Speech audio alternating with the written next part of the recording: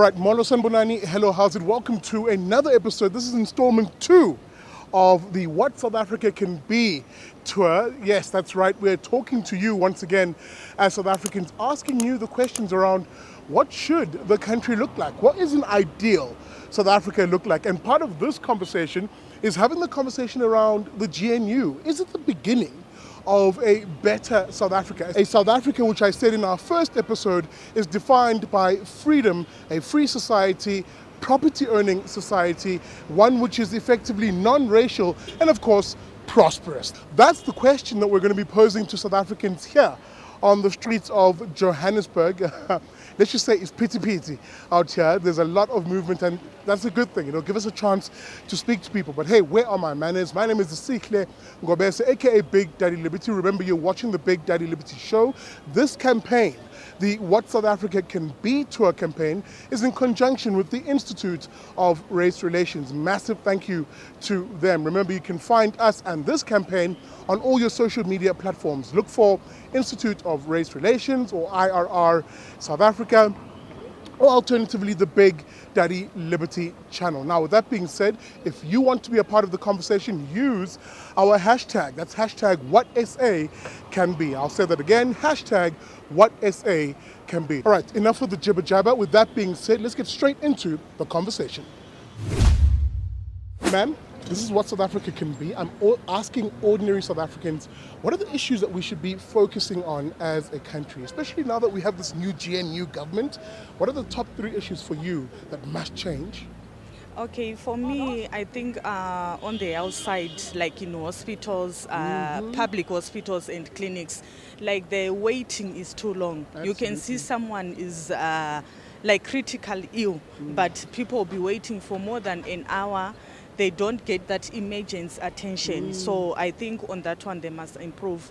And also on schools, the local schools, they are not that much. You can see the kids, some they ended up not getting like space, especially grade 8 and grade 1s with this online application. They'll tell you like the schools you applied is full capacity. So I think on that one they must just do ordinary application, not online, because I think the system is... Absolutely. Yes. Ma'am, I'm going to ask one more question and then I'll let you go. If I were to go into government, right, and let's say I had all the power in the world, what are the things that you would want me, for example, to focus on? I know you said education, I know you said healthcare, but, where would you want me to start? Let's say I was the president and I had that power. Where would you want me to start specifically for you to have a better life? Okay, like to create more jobs, especially for the youth, because they are more focusing on drugs. So I think creating more jobs, yes. Ma'am, thank you so much for your time. Enjoy your day. Okay, firstly, greeting my brother. Yes, thank you. My hopes for this government unit in GNU, the first thing I think they have to deal with the corruption within our government, and then there are policies within the political parties. I think their policies must align. Someone suggested that we need to have a national dialogue, something like that. I think that is needed as well, and then. Yeah, eradicating poverty. Our people are living in poverty, so yeah, I think that's... Can I just steal one quick point from you? You're mentioning this national dialogue that was suggested by President Cyril Ramaphosa. And Umbeki, you're right, absolutely, you're correct. Part of that conversation, I think, and I want to get your view, is let's look at the issue of how do we decide winners and losers in society? Who gets empowered? Should we remain with the current system, which says we must use race, like about BEE, for example? But then in that system, we're seeing Yona being corrupted, as you're mentioning. Corruption is an issue, where it's only a certain type of elite blacks, let's be frank, who are getting benefits. Or should we say, let's move away from race and use poverty as the index? So if you are poor, you must be first in line to be empowered, regardless of race, and inevitably, because most poor people are black, they would be in the first of the queue, poor black individuals. What do you think about that shift in thought? Should we move away from race finally and embrace saying empowerment should go to the most deserving? Yeah, because in most cases, BEE benefits the guys who are well connected within the political space. So we really need to move away from that one. I think people who deserve to get those. In fact, the tender system is it's not working for us, because most of the guys will get 8 million and then they will use 3 million for those, and then other guys are just getting peanuts, those subcontractors. So I think we must move away from the tenders. Government must just take charge and lead all these things. Thank you for your time. What do you think should happen so that your life actually improves? Okay, thank you very much.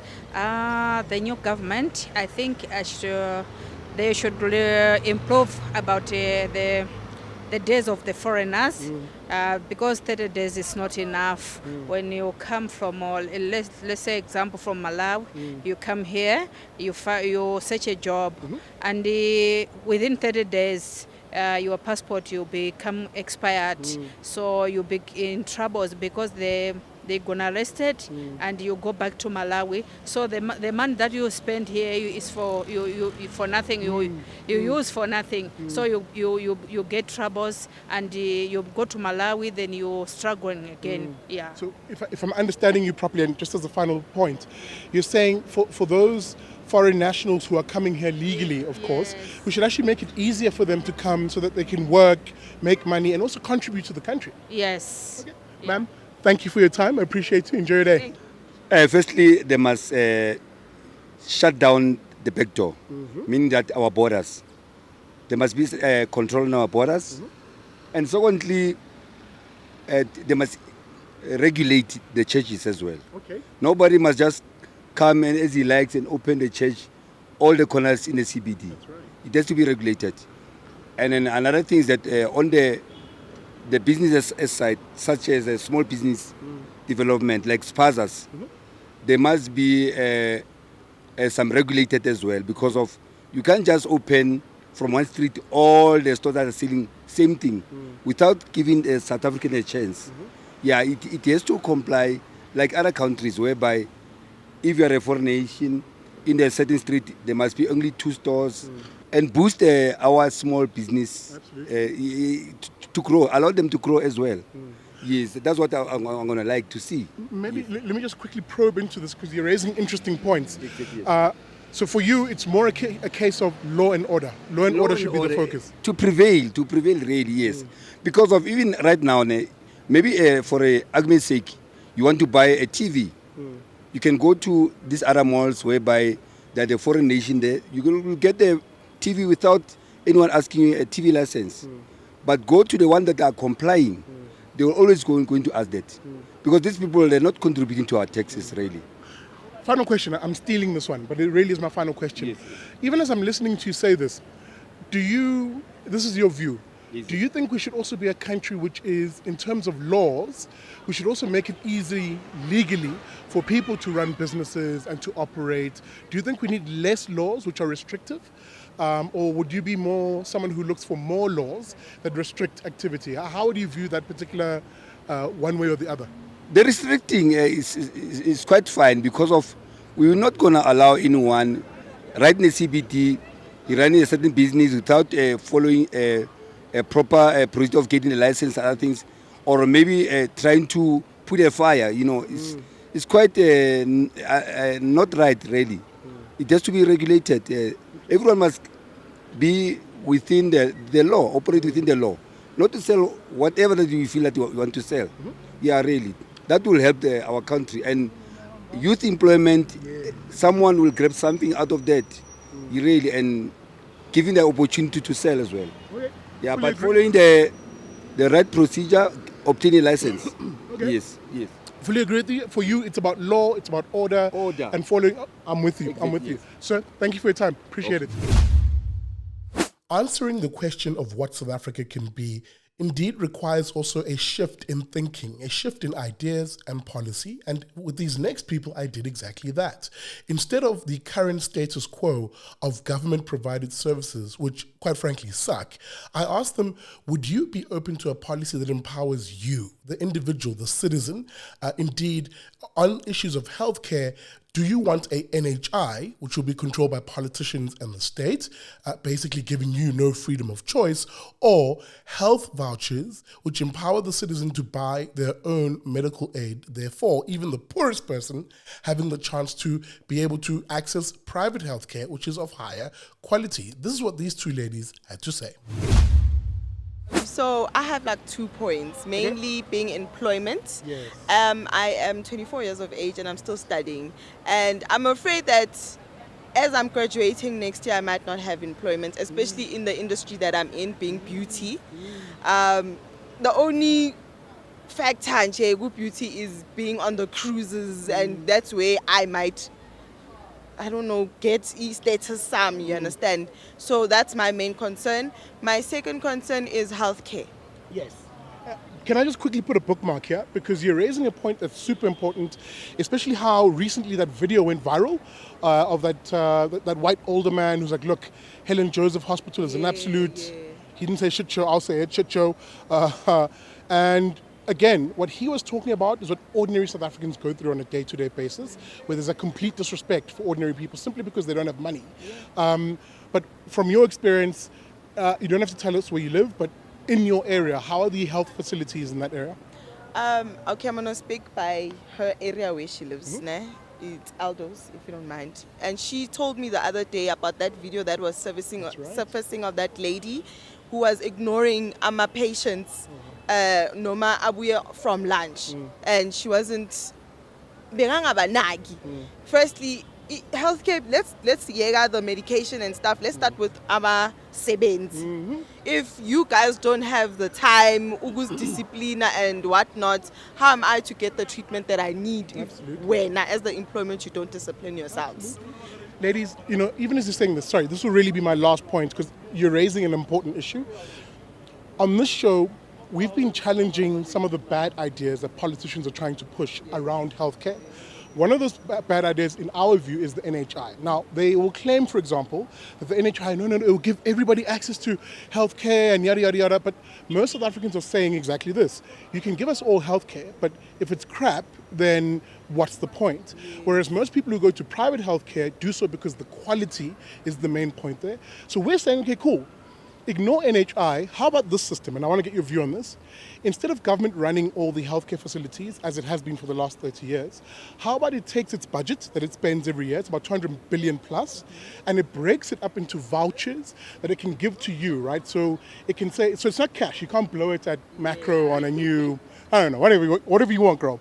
But they give you a voucher, and then with that voucher, you as the ordinary citizen, whether you live in a shack in Alex or a small 4-room house in Eldos, you suddenly have the money to buy your own medical aid.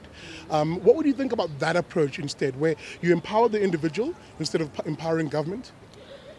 That would actually be a great idea because honestly, myself, I would be motivated to go get medical attention, be it anyway. If only it applies to Zonki Pedlela. Yes. If I go to Garden City Hospital, if I go to Kai, totally. In fact, part of the idea we're pushing is a lot of government hospitals should be either sold or leased to the private sector. So if you have Mediclinic, I don't know, which is the fancy ones here in Joburg, I'm not from here, but like a Mediclinic Santon, if there is one, that same management grouping who runs that quality facility can then run a Chris Hani Baragwana and bring the exact same quality there. Why? Because they know that even poor people now have the money via the voucher and medical aids to afford that healthcare system. Do you think that's a more, I'm going to rephrase this, do you think that system would be much more poor-friendly than the current proposed NHI? It would be poor friendly, honestly, because abantu bazothola the well-deserved medical care that they would want. It should not be based on ukuthi. It should be based on ukuthi ngiyaphi. Exact argument we make. Yes. Ma'am, Thank you so much for your time, guys. I know I said I'll steal a fraction of it. Guys, appreciate it. Enjoy your day. All right, that's it for the City of Gold, Johannesburg. As you can see behind me, the hustle and bustle of the city, as is always the case.